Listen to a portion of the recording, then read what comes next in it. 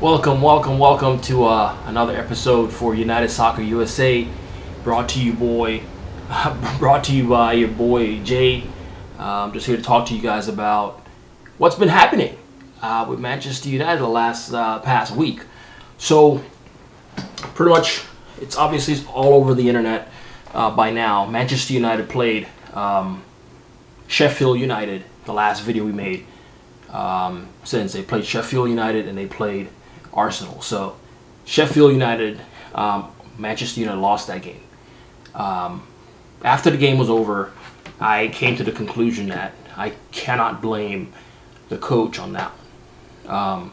Usually, most times when we lose games, I put it on the coach based on his starting lineup, his substitutions and the tactics within the game.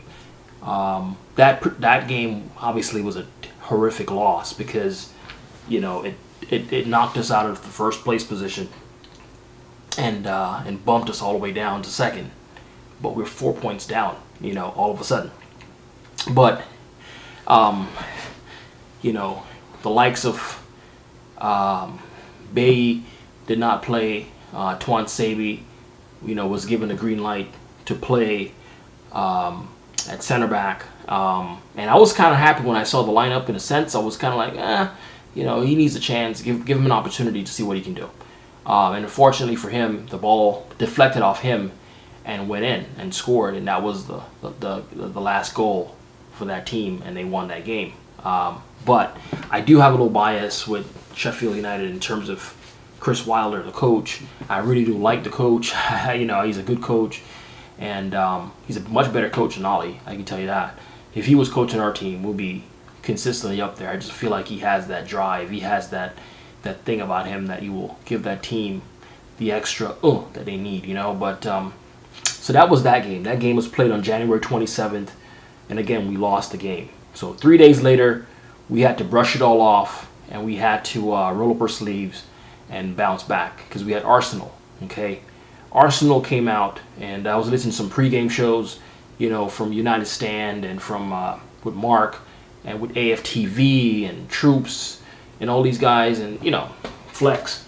And one thing I can take away from Arsenal fans, they're very delusional. They're kind of like, they're living in an alternate reality. These guys were so cocky before the game started. They swear to God they will win the game. But it turns out we went to the Emirates, and it was a 0-0 draw. And I would say Arsenal had some good chances. They had one late from Lacazette that hit off the crossbar. That could have went in. Cavani had a few chances as well that could have gone in. So I think all in all, a draw, everyone walking away with a point, was probably an even score. Of course, as United fans, we're disappointed with that score. Arsenal seem to be accepting anything they can get these days. So they were pretty happy about it. They kind of walked away like, yes, and they're very, very happy. But for us, we have higher expectations. And so we were obviously massively disappointed with that scoreline. With that said, we still were able to remain in second place because currently, like I said, the current standings as we stand, the matches played for Manchester City is 20, and they're on 44 points. Okay, so they have a game in hand. Manchester United currently have 41 points, but we've played 21 games, and right behind us, a point behind us, is Liverpool. And of course, you have Leicester City. So it's very tight. As far as games coming up, we do have Southampton, coming up later on today. Today's Tuesday, obviously the February 2nd. So we do have Southampton later on today at 3:15 p.m. Eastern Standard Time. And then, of course, on Saturday, we have Everton, which is, that will be a very tough game. Southampton will be a tough game, and so will the Everton game. Those are really tough games. So those are the games coming up. And then, of course, after that, we do have the FA Cup with West Ham. That will be done on on February 9th. And then on that Sunday, February 14th, we do have West Brom. So kind of give you an idea of some of the games we have coming up. So so these are winnable games. Obviously, the FA Cup is the FA Cup. I do really have confidence that we can beat West Ham and move forward in that competition.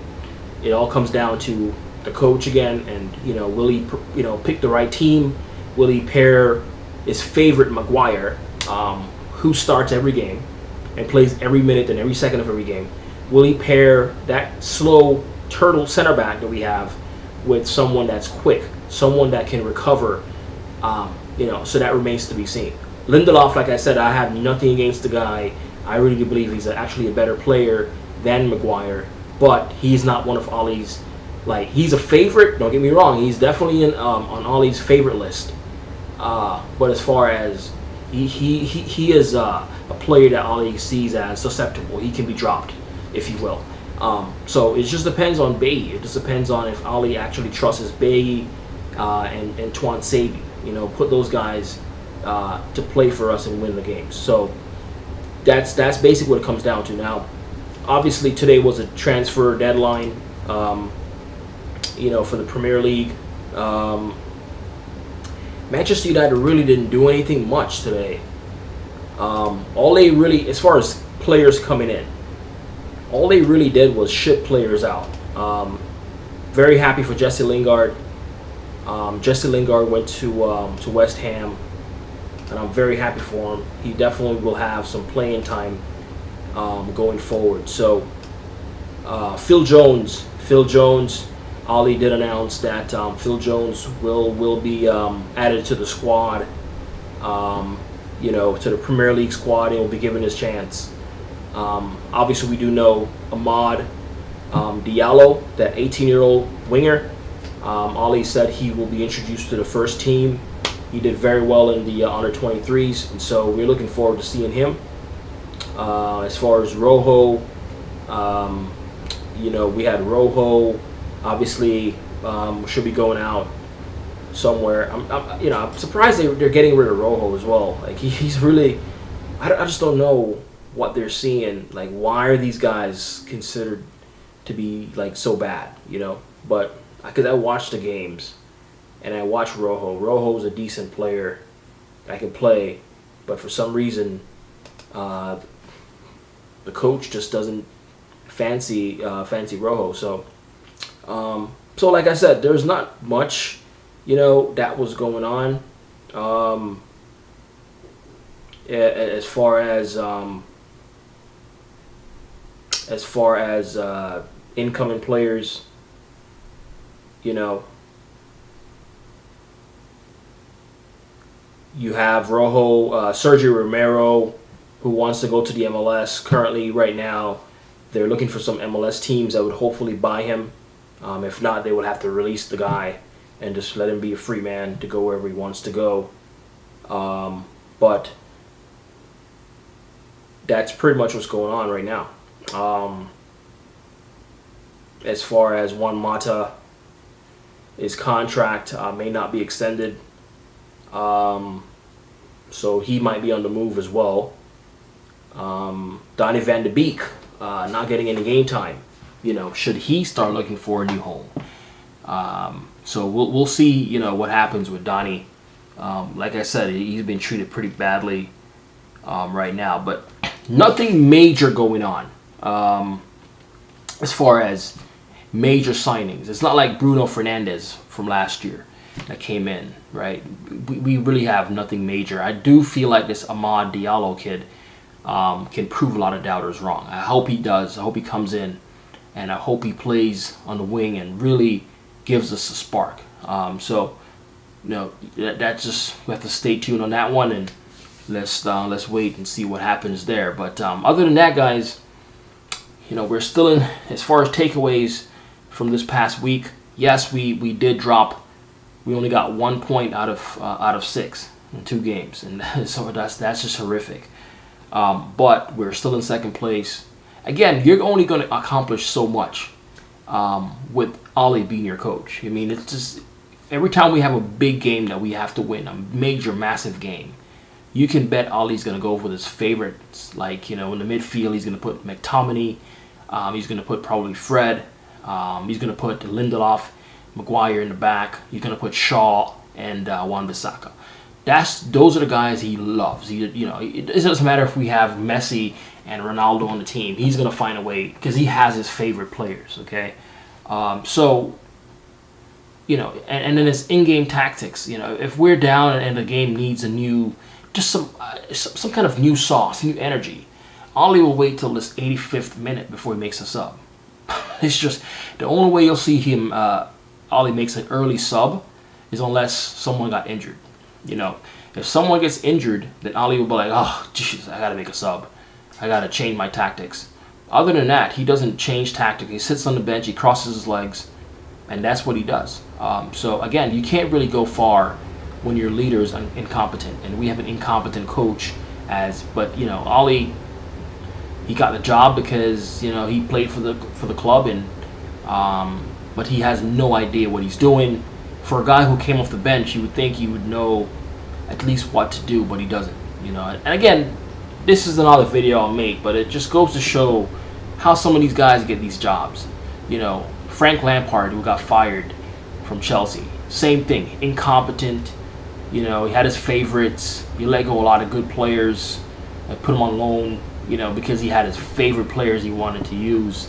I'm looking at even Wayne Rooney in the Championship. This guy had multiple DUIs. He was always fighting with people. They gave him a head coaching job, right? So it's just a favoritism that goes on, and racism too, because a lot of these guys are white and they're getting these jobs. So yeah, we need 3 points. So hopefully we'll get our 3 points, and hopefully we'll march on and do what we need to do. So again, it's your boy Chopper J, man. It's your boy Jermaine Johnson. I'm your host. Thanks for joining my podcast again with all Manchester United news. I do have a Christmas tree still set up because, for one, we're doing some things with our garage, that's where I store my Christmas tree. But I probably put it in the closet. But two, this is a special year for me personally because of the things that was going on in the world, the direction that this country was going in. And I'm happy that the American people spoke and voted in a new president, and so we have a change in our presidency. And so for me, it's a special time. It's peace, it's unity, it's normalcy, and it's just time for getting rid of the hate and the racism and stuff like that. So yeah, we're not going to get rid of it, but at least for now we can take a deep breath and say, oh, I just don't have to deal with that today. It just takes a lot of weight off my shoulders, and I'm just peaceful. I'm happy about that, and I keep praying and just asking God for directions. So, alright guys, peace. Thanks for watching the video. Just don't forget to like the video, subscribe to my channel, and hit that notification bell. It's United Soccer USA. It's your boy Jay, and I'm out.